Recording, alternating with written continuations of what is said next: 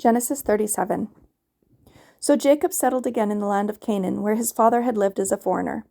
This is the account of Jacob and his family. When Joseph was 17 years old, he often tended his father's flocks. He worked for his half-brothers, the sons of his father's wives Bilhah and Zilpah. But Joseph reported to his father some of the bad things his brothers were doing. Jacob loved Joseph more than any of his other children because Joseph had been born to him in his old age. So one day Jacob had a special gift made for Joseph, a beautiful robe.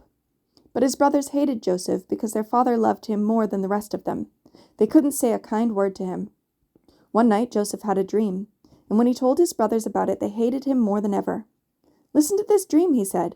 "We were out in the field tying up bundles of grain. Suddenly my bundle stood up, and your bundles all gathered around and bowed low before mine."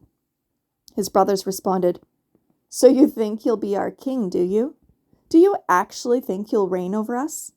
And they hated him all the more because of his dreams and the way he talked about them. Soon Joseph had another dream, and again he told his brothers about it. "Listen, I've had another dream," he said. "The sun, moon, and 11 stars bowed low before me." This time he told the dream to his father as well as his brothers, but his father scolded him. "What kind of dream is that?" he asked. "Will your mother and I and your brothers actually come and bow to the ground before you?"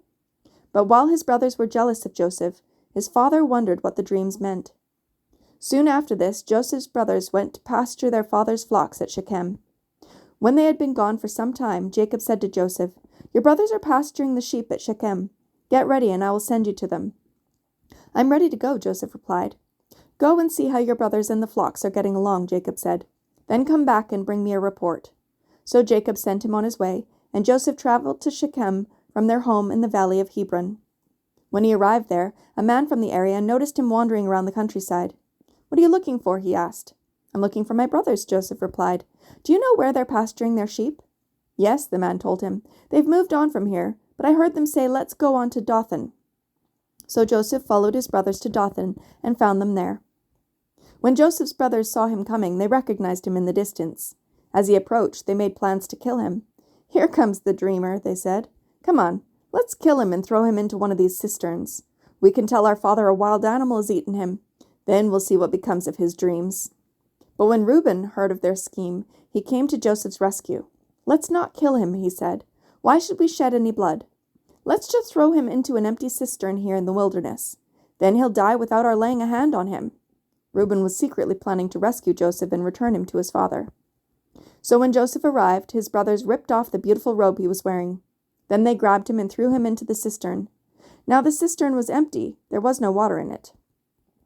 Then, just as they were sitting down to eat, they looked up and saw a caravan of camels in the distance coming toward them.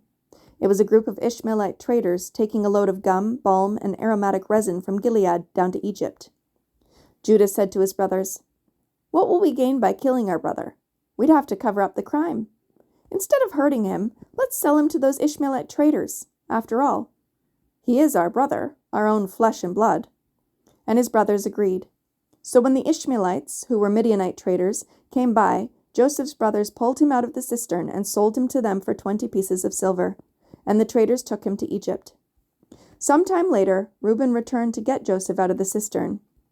When he discovered that Joseph was missing, he tore his clothes in grief. Then he went back to his brothers and lamented, "The boy is gone. What will I do now?" Then the brothers killed a young goat and dipped Joseph's robe in the blood. They sent the beautiful robe to their father with this message, "Look at what we found. Doesn't this robe belong to your son?" Their father recognized it immediately. "Yes," he said, "it is my son's robe. A wild animal must have eaten him. Joseph has clearly been torn to pieces." Then Jacob tore his clothes and dressed himself in burlap. He mourned deeply for his son for a long time. His family all tried to comfort him, but he refused to be comforted. "I will go to my grave mourning for my son," he would say, and then he would weep. Meanwhile, the Midianite traders arrived in Egypt, where they sold Joseph to Potiphar, an officer of Pharaoh, the king of Egypt. Potiphar was captain of the palace guard.